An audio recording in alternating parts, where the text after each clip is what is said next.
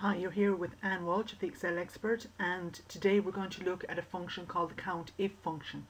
And essentially what this function does is that Excel will look at a list and it says if it meets the criteria, count it. It's I suppose it will be in the same family as the SUMIF function, of which I've also done another blog posting as well.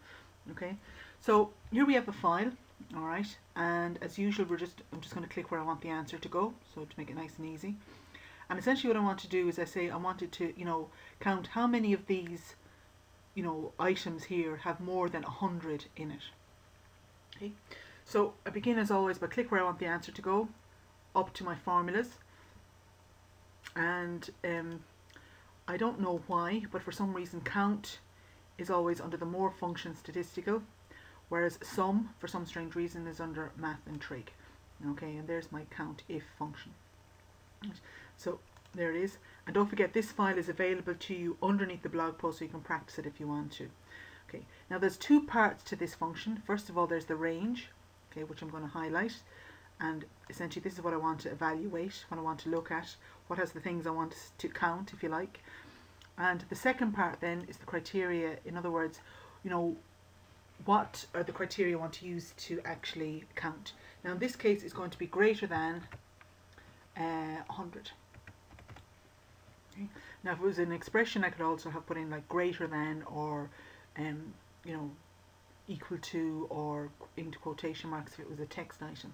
But in this case all I want to do is just put in greater than 100, and I click OK. Right. And it tells me there's 6 items here over 100, and what I can do then is I can then, let's say, do the same thing again for this one.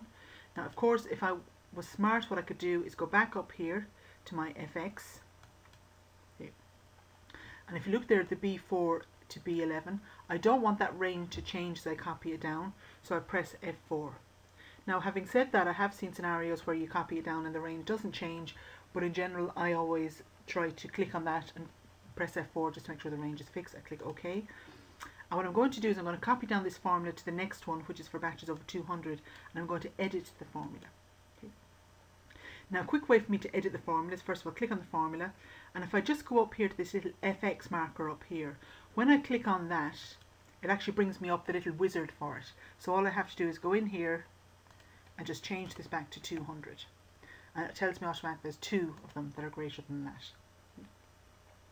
And if I want to just check, click here, it tells me there's 8 of them, and 6 and 2 here, that's 8.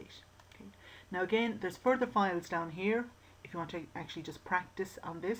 And don't forget, if you haven't done so already, to sign up for my 25 excellent Excel shortcuts, and that will be kind of a key plank in you learning to become really good at Excel. Okay, take care and enjoy.